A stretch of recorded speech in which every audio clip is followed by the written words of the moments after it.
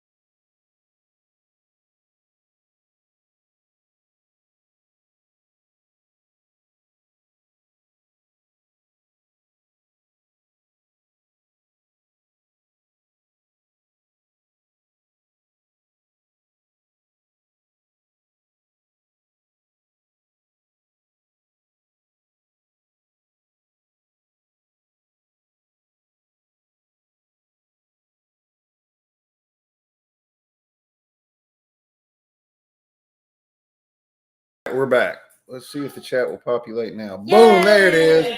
Yay! All right, y'all. Let's say hi real quick to some people that came in. I don't know who this is on. Oh, hey, Connor. What's going on, man? That's my nephew, Connor, my buddy, Michael Russell. Lindsay Stanfield is here. Hey, Lindsay, we're going to go eat breakfast with you tomorrow. Lindsay. Josh Sneed is here. What's going on, brother? Anna Hernandez. My buddy, Jason Goodell. Julia Matheson. My brother Daniel. There's Regina Reynolds. There's the man himself, Ben Owen, who is commenting from literally right there. What's up? My sister Kara, who is over at the Airbnb right now. Yeah, so good. That worked. Thank y'all. All right, this is Jade, y'all. This is Jade Rogers. She has an amazing story with a beautiful baby girl over there. So Jade. Hi. Thanks for being here. I appreciate it. I know you're nervous. It's all good. Go ahead and hit that one time. It'll be all right. It's just us having a conversation, and all your family's watching. Everybody that loves you's watching, so it's all good. So tell us, you started being trafficked at a very young age. Yes. So kind of tell us a little bit about how that started, how it went, how your childhood went. Okay. I thought you were gonna say something else. No, you're good. Okay, so start off with my childhood. Yeah. Okay. So my dad passed away when I was 4 from a drug overdose. My mom was an alcoholic, and she also used pills. So I would say she was like a functioning addict at the time. So I basically was brought up to addiction with my parents, and then eventually my brother and my sister. And oh my God, I'm nervous. You're doing good. You're fine. And then, yeah, so growing up was kind of hard. My mom ended up becoming a single parent when my dad passed away. And how old were you when he passed? I was 4. 4. It was 10 days after my 4th birthday. Wow. So yeah, I'm gonna fast forward a little bit. Go ahead. We moved, my mom met this man and we moved in with him like very, very quickly. They ended up being together for like, I think it was like 11, 12 years, and they got married. That's kind of when everything started going downhill. My sister started using drugs a lot, and so that brought like turmoil with the family because my stepdad, he was a veteran. He was, he didn't play that shit. Can I cuss on here? Yeah, it's okay. fine. Yeah. I generally try to keep the F-bombs out of it, but Oh, that's my favorite one. Jess has been on here. Okay. So that's when everything started going downhill. Our family was like in turmoil. I started using drugs, I think, at 12. Oh, wow. That's when I started smoking weed. And then at 13 is when I started using meth. And so there's a lot of addicts who all say the same thing. Like, just it's harder when you're coming up around it not to be right on it or use it, try it, whatever. Yep. So yeah, I tried meth and it was not my thing at first. I ended up clean. Well, I wouldn't say clean because I wasn't an addict yet, but I ended up not doing anything for like a year. I got into a relationship with a woman who was like 9 years older than me. So at this time I was 14. She was like 23 or 22 or something, which was sick and gross and weird. Right. But I had like that weird attraction. Like when I was young, I'm not going to talk for other people, but for me, like I thought that was cool. Like I have an adult chasing after me. Like that's so cool. I get to do what I want and drink and blah, blah, blah, blah, blah. So then that caused me to grow up faster as well. Yeah. And so around that time, I went to something called alternative school. It's like you go there once you get kicked out of regular. And so I was in there and I was truant because I kept skipping to hang out with this woman that was way older than me. So I was truant in alternative school and got sent to court school. And that's when they wanted me to come to court for truancy, and I failed a drug test for like almost everything. Yeah. It was really bad. So I went to a rehab in Knoxville. It was my first rehab ever. I stayed there. It was a 60-day program and I completed it, but I got into a fight. So they made me step down to a 90-day program, and I stayed there for like 80 days and then ran away with this girl. Same girl? No, a different girl. A different girl. A different girl. Yeah. Well, 2 different girls. Okay. We were just all friends. It wasn't anything like that.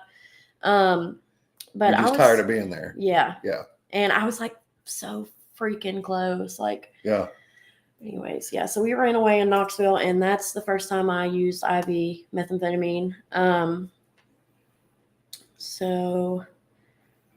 Did you like it then? I did not. It still didn't like it. No. Well, yeah, I had been on meth. I got on meth hard when I started dating that girl. Okay. But then when I used the IV meth, I didn't like it. Yeah.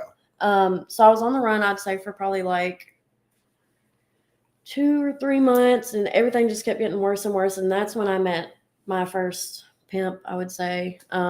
He was like my boyfriend. Well, I thought he was my boyfriend, but he basically told me, you're going to have to either sell drugs or sell yourself. And I was scared to sell drugs because, first of all, I'm going to use them all. I'm not going to sell anything. Right. Second of all, that's like a huge charge. And I was only like 14 at this time, or 15. Yeah.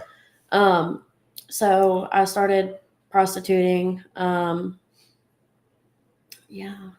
And I'm getting nervous. No, it's okay. And that's what a lot of people don't realize, man, is like human trafficking doesn't always involve shuffling people across the border or across the state or whatever is literally just selling people and forcing them to do things with their body for drugs or money or whatever.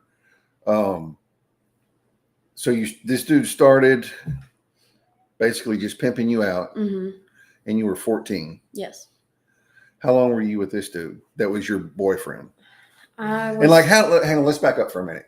How did he approach you and talk you into or convince you into thinking that you were his girlfriend? Well, I mean, we were just doing like girlfriend and boyfriend things. I thought like, having sex, dating, you getting high together, going, just everything. Like, and he was telling me like he loved me. Yeah. And, and he wasn't very much older than me. He was like 18. So he was 4 years older than me. That's crazy. What a sick dude to be doing that shit that young. Yeah. To be doing it at all, but to be doing it already at 18. Yeah. And, so I started doing that. And the reason I had to start selling myself, he said, was because we were living with a girl in an apartment, which later I found out she was on fucking Section 8 and wasn't even paying rent. And she was charging us like $500 a month to stay there. And so he was like, well, we got to start paying rent. I'm not making enough to keep selling and pay rent. So you have to either sell or do this. And so I met a girl. I told him I wasn't going to do that at first. And then I met a girl and she was a stripper. She was like in that lifestyle. And she told me, she was like, I have this guy that I go to the room with and blah, blah, blah, blah, blah, but I don't want him anymore. And you can have him. And I was like, okay. And I did. And I came home to him and I was so excited. I was like, I found somebody. Like, because I was scared. Were you stripping or was just this girl? No, the girl I met was. Okay. I came home and because I was scared to do it because cops, like a lot of undercover stuff. Yeah. People like raping and killing you. Like I was scared of all that. And so and you were just a kid. Yeah. Yeah. And so then when I met her and she was like, I know this guy, he's safe. That's when I started doing it. I met with him a lot. And then he started introducing me to other men and then so on and so on. They had like this group where on Facebook and we were all in it, like sugar babies is what we were, and sugar daddies, whatever. So I did basically that. A child predator group. Yeah. But I lied about my age. They all thought I was 18. Really? Yeah. Well, the first one that I seen didn't. He knew. Yeah. Well, he found out later and he was like, is it weird that turns me on more that you were younger? And I was like, no. Like he just wanted that validation, like, oh, I'm not weird for this because I didn't know. Yeah. But now that I do know, I like it. You know what I mean? Yeah. All of a sudden he likes it. Yeah. Yeah. Oh, it's not weird. Oh, I like it now. Yeah. Yeah. And so I ended up doing that for like 4 months and then I got caught and went back to DCS and went to another rehab. Well, I ended up going to like a mental health place because I was in a meth psychosis. Mm-hmm. And I stayed there for like, I think I was at Lakeside for like a week or two. And then I went to another place and I ran away from there. But I was there. Oh, no, I didn't run away from there. I was there for 367 days. No kidding. Yeah, because it was I think I was 16 when I left there. Wow. Yeah. And so I completed that program. I really wanted to do good. I was supposed to go to my aunt's house in Mount Juliet, and she didn't finish like the classes or something. And so they said I had to go to a foster home until she did that. And I was like, I'm not fucking doing that. Yeah. But I did. I went to the foster home. I ended up staying like 3 months and it still wasn't processed because I really wanted to do right. I didn't want to do that stuff anymore. And so I stayed. But my foster mom was so strict. Like I couldn't have a phone. I couldn't be involved in sports. I couldn't go out with any of my friends from school, like nothing. And so then it had been 3 months and I was like, fuck this. And I left again. I came back to Memphis and that's when I really started like living on my own kind of in hotels. And you're 16 now? Yeah. Okay. And I found out about this website called List Crawler. So I got a girl who was 18. She was over 18. She let me use her account and I started posting ads and started prostituting myself. And then did that for a little while. I'm trying to remember. So you were doing it at this point just through the website. You didn't have a pimp or a boyfriend or anything? No, not at this time. Not at this time. And then I ended up meeting this guy. I will not say his name. And he was a lot older than me. He introduced me to a well-known man in Memphis who's very, very wealthy and really sick and messed up. Yeah. And started seeing him. This guy that I was with, I knew he wasn't my boyfriend. Like, I had already been through that. I knew it was just like a pimp situation. Yeah. So I ended up staying with them, and that's when I started shooting up only. Like, that's the only way I would do it. Still meth? Mm-hmm. Yeah. And I ended up staying around that guy, I think, for like 6 months. And I had scarlet fever. I was really, really sick. My temperature was like 104 almost. Golly. And this girl picked me up and dropped me off. She told me we were going to get food, dropped me off at the hospital door. And I was like almost 17 at this point, and left me. And so DCS came back and got me again. And I went to Memphis Recovery Center. And I stayed there for about 5 months. And then I ran away from there. I was gone for like 2 weeks. And I'm sorry, I'm getting confused. When I was gone for 2 weeks, that's when I got the scarlet fever and stuff. Okay. So I can't remember how I got caught that time before that. But while I was gone, I ended up getting raped by, so the first guy that pimped me out, I got raped by his uncle while I was gone. And that's when I was in the psychosis and everything, because I was like blacking out, coming in. Right. And a few days after that is when I got scarlet fever. I had scarlet fever and cotton fever, and the doctors were so confused because like scarlet fever is not a thing anymore, really. Right. And so I ended up being in ICU for like a week. My ankles were literally so swollen I couldn't even walk. So I went back to Memphis Recovery Center, and I completed that program. I aged out of foster care, basically, or state's custody, and I went home to my mom. That's when I met my son's dad. I did stay sober when I left MRC. I stayed sober for about like 4 months, I think. And I just got bored, like staying at my mom's house all the time. Yeah. My stepdad was really, really controlling. So I left and went back to Memphis, and that's when I met my son's dad. I was prostituting then. He didn't want me to do that anymore. He was like, if we're going to be together, you can't do that. Like, so we're going to start breaking into people's cars to get money. So I started doing that with him. Shortly after that, I found out I was pregnant with my son. And around that same time, I met an older man that I started hanging out with. And I thought this was like very beneficial. We started like meeting up, going to dinner, never had sex, anything like that. He was taking care of me, my family, everybody. And then come to find out he was crazy. It's the same guy that I was telling you about. Yeah. So I'll get into that later. Okay. Oh my gosh, and I missed such an important thing because I'm just talking and No, talking. you're good. We can always rewind. Okay. So I remember how I got caught the first time.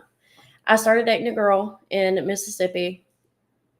I was with her probably for like 5 months. I came back to Memphis because my mom had a warrant and she was also on the run. She called me and was like, I'm in Florida and I'm coming to get you. And I was like, okay. So I went to Florida for a little bit with her. Came back to Memphis because she was in a meth psychosis. And my aunt was like, look, both of y'all are crazy as hell. Y'all got to go. Yeah.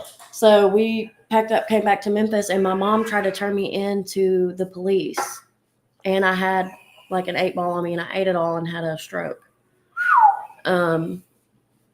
So that's how I got caught that last time when I went to MRC.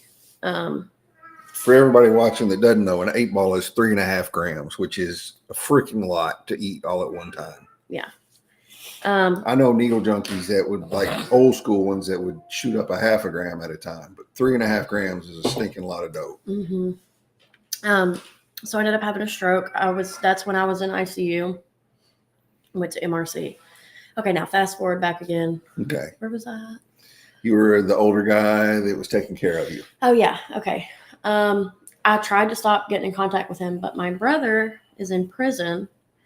I love my brother, but he was like, you need to keep talking to him because he's like sending me money and buying me phones and da da da da. And I was like, okay. So he was doing that purely selfish on his part. Yes. And so I did continue to talk to him. And then I finally cut it off. I cut my brother off and I ended up getting arrested.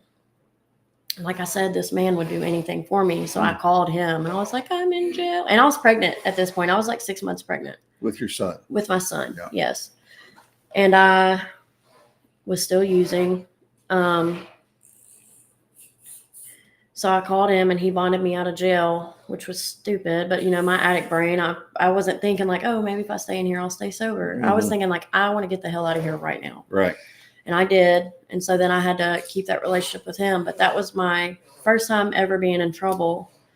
So my son's dad, he's been in and out of jail since he was like 17. So they sentenced him. He got 4 years. And so I was pregnant with his child, like already struggling to get off dope. And it was just really bad. So I stayed at my mom's. I was living at my mom's still, and I was trying to be sober, but every day I would just get up and be like, I'm going to Memphis to get high. Yeah. And I did all the way up until I had to go have an emergency C-section with my son at 31 weeks. I had him, and they obviously took custody away immediately. Yeah. So then I started going downhill again with that. I packed up all my stuff. Oh, my stepdad died too, a little bit before I got arrested. So my mom was losing the house, the camper, 4-wheeler. She lost everything. Yeah. Like they left her a camper to live in. Yeah. And so that was really hard. Like, and my mom was procrastinating so much and like wanting me to help her pack up everything and move furniture and all that. And I was pregnant. Like, I couldn't do that. Right. But I did because I was high. I had mighty strength. So after everything got moved out, my mom moved to an RV park in Millington in the camper, in the RV. And I would like keep all my stuff there, but I was like ripping and running. So I ended up meeting another guy. And I like loved this guy. I don't know what it was about him, but I just was like so in love, infatuated. His girlfriend had just died like right before he met me. And I was like, I'm always that person that's like, I can help people. I can fix people. I'm going to save him. Like, his girlfriend just shot herself in the head in front of him like 2 weeks ago. And I was like, it's okay. I'll make it better, which was very selfish of me also. And so I ended up getting involved with him. Well, come to find out, I knew that he was like her pimp, but they had been together for like 7, 8, 9 years. So it was like they had a real relationship as well. Yeah. But I started hanging out with him, and that's when I started prostituting again. He obviously sold a lot of dope, and I started meeting up with like his ex-girlfriend's old people and a lot of sick, weird people. And that's when I got really heavy into prostitution because I just loved him so much. Like, I don't know what it was about him. I wanted to be with him. So anything he would tell me to do, I did, which was really stupid. And then I ended up, he was also sleeping with another girl, and I knew about it. But like I said, I did anything for him. So I was like, it's okay. Just come home to me. And I had court for my charges to get probation after that. And I called him, and it was like 3 or 4 in the morning. I was like, hey, I have court in the morning. Please don't forget to come get me. And he didn't. And so I got a warrant. So then I stayed with him, stayed on the run. I did finally end up leaving him and being on my own for a little bit. And then I got caught in an abandoned house and went to jail. And that's when I went I think I was there for like 14 months, waiting to be either sentenced or to get my papers or whatever they were going to do. I did end up getting papers. I'm still on them right now. And then that's when I changed my life around. I got on drug court. I stayed in there 14 months. I got out and immediately went to the dope man's house. I was out, I think, like a little over a month and got caught again. And that's when I was like, okay, something's got to give. Like, I'm over it. Before you go any further, whenever you did the interview with Ben, mm-hmm. you mentioned something about how one of your pimps was would you call it a gorilla pimp or something like that, where he took everything, locked you in a hotel room, or left you. That's the one I was in. That I was just the one talking in love about. with. Yeah. Okay, all right. Well, he wouldn't lock me in the hotel room, but he would. I didn't have a key because I wasn't old enough. Obviously, Right. Like you have to be 21 to have a hotel in your name. Right. And so it was in his name, and he would take the key and leave for days. So if you did leave, I'd be locked out. You'd be locked out. And I couldn't get him on the phone. I would call and call. I would call like the girl he was messing with, the other girl he was messing with, and his friends, and nobody would tell me shit. So I would just have to sit there basically and wait on him with nothing to eat. I mean, we weren't in a nice hotel where we could go down and get breakfast. Like we were at the fucking Welcome Inn. Oh, sorry. We were at the Welcome Inn on Summer. Like, yeah, it was horrible. Yeah. So I would just sit there and like drink sink water and starve until he would come back. Yeah. All right. I just wanted people to hear like that part of it, because that's just like. Remind them how old you were. Yeah, I think I was 18 right there. How old are you now? I'm 22. All right. So you get out of jail, you go get high, Mm-hmm. you get caught again. Like, how do you end up on drug court? Okay. So I was in jail, I think 2 months. It was like right after Christmas I had court, and I was so sad. Like I had to be in there for Christmas. I was like, this fucking sucks. Like, I mean, I did a whole year in there. Yeah. And I think I got out like right before Christmas, because Christmas is like that one holiday where you just want to be with your family. Yeah. And no, for sure. So last time I was in there for a year, I got out. No, I think I was in there for Christmas then too, but I got out right before Christmas happened. So anyways, that's not important. But it is important though, because like people, I talk about it. I don't talk about it a lot, the holidays a lot, but like it does something to you when you're locked up. Like I did almost 8.5 years. I missed a lot of Christmases, and it sucks. Yeah, but I was grateful because being in jail so long makes you grateful for little shit. Like for really Christmas, I got a Sudoku book and some socks, and I was like, hell yeah. I was like, this is great. I was so happy. I was like, it's cold. I got more socks to put on. Anyways. Yeah, in Texas prison, it's the only time of year you get fresh fruit. You get an apple and an orange on Thanksgiving and an apple and an orange on Christmas Day with your meal. Yeah. And it's like the little things. Like I don't even eat apples and oranges now, but I look forward to those apples and oranges on Thanksgiving and Christmas. I hate so much cornbread in jail. They called me cornbread. But so I went back. I was there for the next Christmas again. And like January, I had court, and they were like, okay, we're going to give you your papers back. And I was like, no. I was like, I cannot do this. Like, I said, if y'all give me papers, I need to go to like a halfway house or get on drug court. I was like, I need something. So you knew at this point you'd been sober. I mean, you'd been in jail for a year, so you were clean. Yeah. You were right enough. Well, okay. Kind of. But you were in your right enough mind to realize you were tired of this stuff. Yeah. And you weren't going to make it on probation. So I had a cellmate. I love her. I'll never forget her. Her name was Big Baby. Well, she wasn't in my cell, but she was in my toilet. So she was like underneath my cell. Yeah. And my cellmate Susan, we're still friends. Susan was like showing me pictures of her boys, and Big Baby was talking to me about kids and how I need to be a mom. And I was like, fuck, I need to get my life together. Yeah. And so that's just what I wanted to do. I was upstairs already. I'd already been charged criminally, and it was felonies. And they're like, well, we'll talk to Judge Dwyer and see what he can do. And it took them like a month, but I went to court down there, and they gave me drug court. I went to Rebo's. I think it was on February 11th. And I stayed there like a good 7 months, and I did mess up. Like my first couple months there, I went and met up with one of my old sugar daddies because I couldn't afford my rent. Yeah. And the house manager was Tiffany at the time, and one of the girls was sending spice into the jail, and I was friends with her, but I honestly did not know she was doing that. And so Tiffany was like, what are you doing? I literally just left the hotel. And she was like, what are you doing? And I was like, I'm going to Kroger to get some groceries. And she was like, okay, I'll come pick you up. And my phone died. So she got there and was like, give me your phone. And I couldn't delete anything. So I got called. I went to jail for like a week. And Judge Dwyer called me out in front of everybody in the courtroom. I was so embarrassed. He was like, I'll take a chance on you and give you a bond, and you're out selling your body on the side of the road like a piece of meat in front of everybody. And I was like, oh my God. I was like, I'm so sorry. But I learned my lesson because I have not done that again. Yeah. So That's awesome. thank God for that. And drugs is a big part of it, but also like getting that fast money from prostitution, sex trafficking, whatever you're doing, like that's also an addiction. Mm-hmm. It's hard to break. Like it was harder for me to stop doing that than it was to get off drugs. Mm-hmm. Quick and easy. Yeah.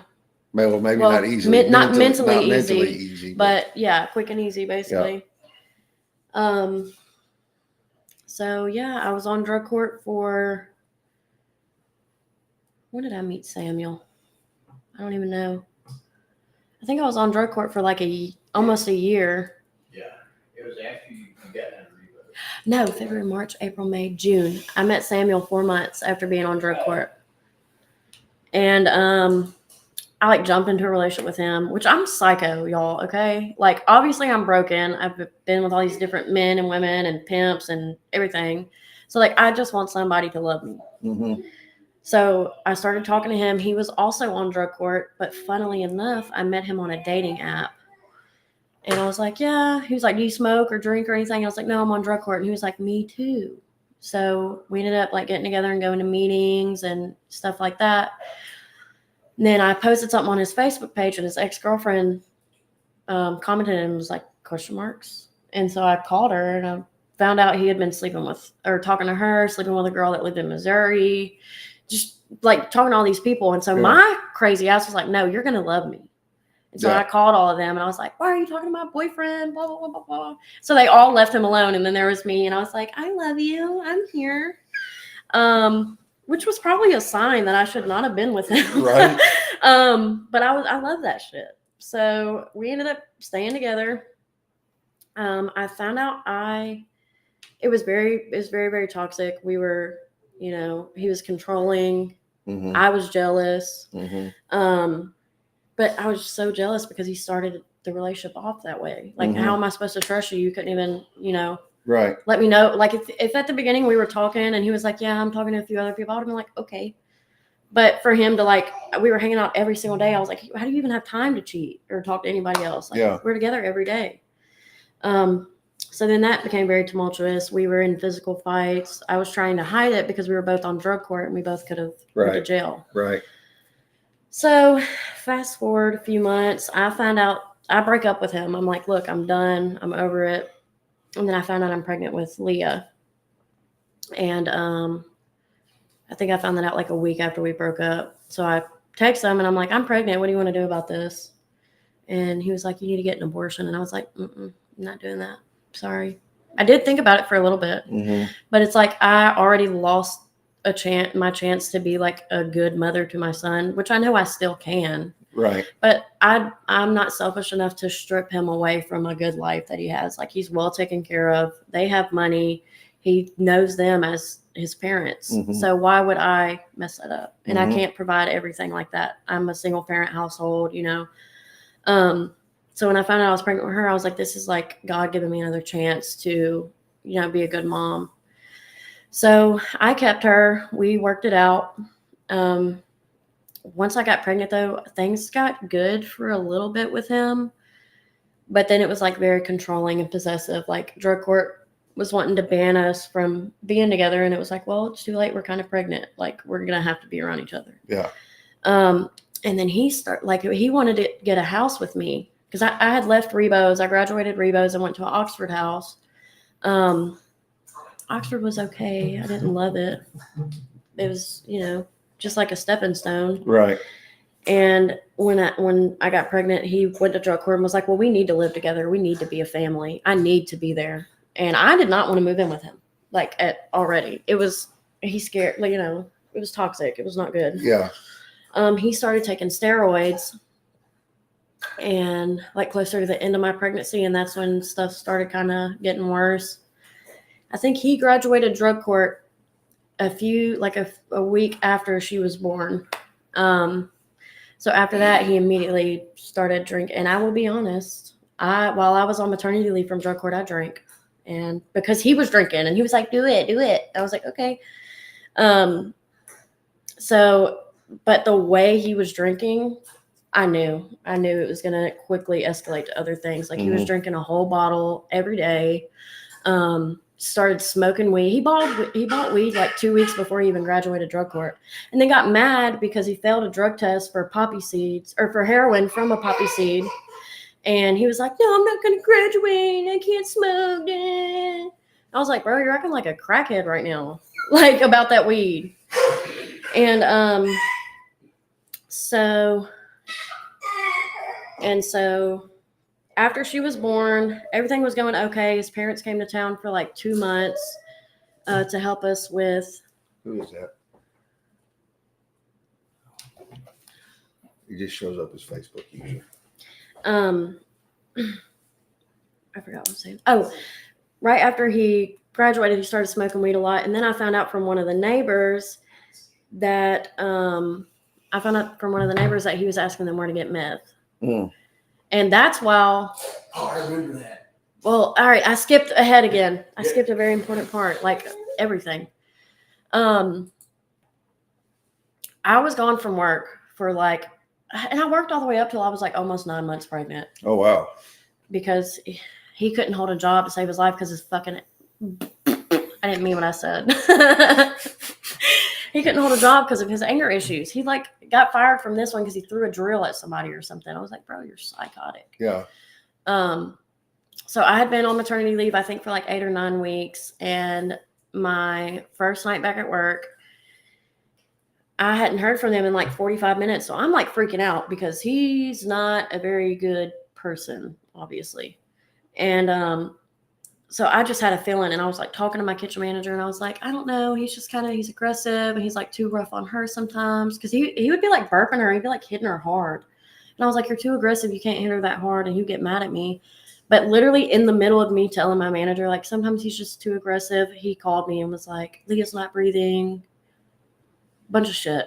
So I'm freaking out. I run out of work without telling anybody anything, and I'm on the phone with him still, on the ambulance is there, and they're giving her CPR. How old is Leah at this time? She was 6 weeks old. She basically died for almost 6 minutes. They told me she was going into cardiac arrest to meet them at Le Bonheur. And so I did. Well, I was still on the phone with Sam, and I had no idea what happened. I didn't know if she fell off the bed, or I don't know, because accidents do happen. I was not assuming the worst. So Sam, I was going to get an Uber up there, and Sam was like, no, wait for me. I'm coming to get you. And he did, and he was calm. He was so calm, like on the way up there. And he was like, I don't know what happened. I was burping her, and she like smacked her head on my chest and then just wasn't breathing right. And I was like, that does not sound right. So we got to the hospital, and they had her like all her clothes off, her diaper off, and she was just laying there. Like it looked like she was dead. She wasn't crying or moving or anything. And they had like a tube down her throat, making sure none of her like organs were out of place and stuff. And it was like an hour later, the doctor came in and was like, well, she has shaken baby syndrome and bilateral brain hemorrhaging and just a bunch of stuff. And like, I did not want to believe that. Like I knew deep down, but I was like, no, he wouldn't do that. Not to her. Right. So then the cops came and talked to me, and they were like, was he ever abusive to you? And of course I'm like still trying to protect him because I'm delusional and like trauma bonded to him. So I was like, no, he never hurt me. He wouldn't do that. And then DCS got involved, and I was scared they were going to take her from me, and I wasn't even there. And so I ended up working with DCS. I couldn't like tell him like, hey, DCS is calling me a lot, because he would freak out and think I'm telling him stuff, which I was. So he left to go. He was like, is it okay if I go home and go to sleep? I have work in the morning. I was like, I don't care. So he left, and I called DCS, and I was like, I lied to the cops, and I said that he was not abusive to me, but he is. And I was like, it's been this way. so they took his custody away from him. I think, was it like 4 days after it happened? And he was not allowed back up at the hospital. And even before that, I was telling the staff, I was like, can we like ban him from coming up here? And they said, we can't do anything unless we have police authority, like police tell us to, or DCS. And so I started working on that, and it happened. They told him he couldn't go back around her. She was intubated. She was on life support, I guess, basically. Yeah. Had y'all met each other by this time? Yes, that's when we met. She was basically on life support. She was in the hospital, I think, like almost 3 weeks, maybe, or a little over 2 weeks. And that's when I got in touch with Ben. I had a sponsor that knew him, and she was like, I know somebody that can help you with like housing, because I was stressed out. Like, he has a car, I don't. My name is on. I used to live right up the road from Ben. That's where our house was. Right up there. Yeah, right up there. And like, my name's on the lease, but I'm on maternity leave. Like, I just now came back to work, and I have no money at all. No money saved, nothing. So I get in contact with Ben, and yeah, that's. Can I show this? Yeah, that's fine. It's a video, or you could just Yeah, I don't think picture. it won't. Yeah. It won't. 6 weeks old. Was she 6 months? 6 weeks. So then my sponsor introduced me to Ben, and they were like, he can help you, because I was stressed out. I was like, I don't feel comfortable staying in that house. I don't have a vehicle. I don't have shit except me and her. That's all I had. And so I got introduced to them. They came to the hospital and met her. Instantly helped me, like took me to go look at houses that he was looking at for us. That's how they ended up opening Sparrow House, was for me and Leah. And then it grown with more women. So I did continue to have, here's Leah. And then they were saying that she was probably going to be in the hospital for months to years. Blind, handicap. Cerebral palsy, bunch of stuff was a possibility. She's fine. She's fine now. She's crazy. She just started walking yesterday. Yeah. So I was terrified though, and then when I met Ben, Ben and Jess, they were really a blessing. And yeah, so I did continue to have contact with him after that, because the trauma bond, a lot of people don't know, but it's like super hard to get out of. Like, Yeah. I just wanted, like I said earlier, I just wanted somebody to love me. Yeah. And I thought he did. And I also thought like having her would fix everything. Right. But it didn't. It made it worse. And it's I mean, you hear it. A baby's not going to fix any relationship problem, but you always think it will. Mm-hmm. But, and I've done the same thing. Babies like this one are worth fixing yourself for. Yes. And that's what we've watched Jade do. You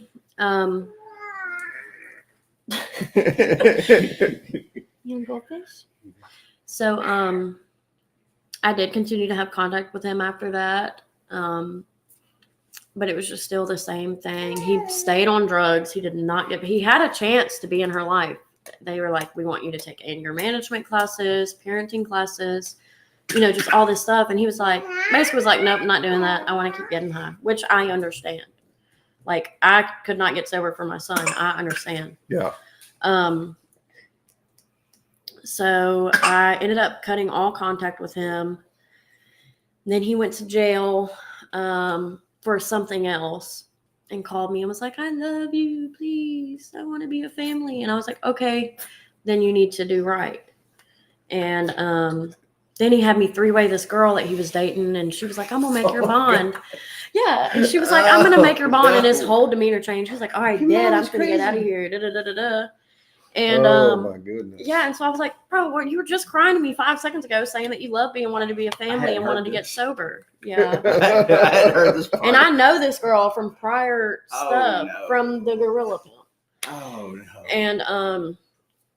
And so I was like, okay, you're psychotic. So he got out kept doing the same thing, blah, blah, blah, blah, blah. We haven't talked now. I think it's been like 6 or 7 months. Like I had to cut ties or I would have, I don't know what I would have done, but it just wouldn't have been good. Yeah. And I was like, it sounded like she was choking. I was like stressed out. I was like, is he going to be charged? Like, what are we doing? DCS ended up still coming in to visit me while I was. That's what she did. Oh, I was like, where'd you go? What was I saying? DCS was coming to visit. Oh yeah, DCS was still coming in to visit. They were coming in to visit. Yep. Yeah. Mm-hmm. And because of my situation with my son, but now they're not involved anymore. Thank God. Good. Which I wasn't worried that they were. It just was a hassle. Mm-hmm. And we had court, and he was civilly charged. And I was like, "What the hell does that mean? Civilly charged? Civilly is like you get into a wreck and you have to go to civil court, right? Something like right. It's non-criminal. Yes. I was like, "What the hell do you mean? So he's charged civilly?" They were like, "Well, he's not gonna be able to work in daycare." And I was like, "He didn't want to do that shit anyways. What is that gonna do?" So I was pissed. But last month he was charged. I don't know if I can really talk too much about it because the case is ongoing. Yeah, I wouldn't. But so what we can say that is public that anybody could find if they looked it up. He's been charged with 2 counts of aggravated child abuse, which are felonies in the state of Tennessee. That is big boy charges with a victim under 8 years of age. And I think we just leave it there. So the wheels of justice turn slow, but they turned. Yep. And as y'all can see, Leah has made just an absolutely miraculous recovery. That picture that Chris showed y'all of her intubated, they came in that day and said that Leah would likely be in the hospital for up to a couple of years. And I think it was 3 days later they sent us home to Sparrow. But there were literally people all around the entire world praying for that baby. Yeah. And she is just fine. For the most part. Yeah. And she's 13 months old now. Yes. 13 months old. She's walking a little bit. Yeah. She's right where she should be. She called Ben earlier and said she wanted to go to dinner tonight. Yeah. Her first sentence. That was me. I blame her. She took her first 2 or 3 steps yesterday. She took 2 or 3 more just a minute ago. Nuh-uh. Yeah. Why? I wanted to see. She'll do it again. I was looking in my Well, while phone. Jade's looking, I'm going to brag on her for a minute. One Please of my favorite things about anybody that has navigated the journey that people like us have to navigate is when they hit that point where they can own their actions. They don't make excuses. They take accountability and responsibility for all the circumstances in their lives. I mean, y'all just heard a pretty jacked up story. The overwhelming bulk of that took place before she was even a legal adult. Never once have I heard this girl blame anybody else for her problems. She owns her shit. And that's, hands down the reason that even though she's not always the easiest to work with, I will never stop helping this girl out because she takes responsibility. And when you're in recovery or when you're trying to do recovery, you're not going to make any progress if you can't own your own circumstances. You have to take ownership. You have to take control. And watching her, I think at one point you were working 3 jobs. She I just quit one of them. Right. Last And month. so she's fully self-supporting herself and Leah now, and somebody else in her house, family member, temporarily.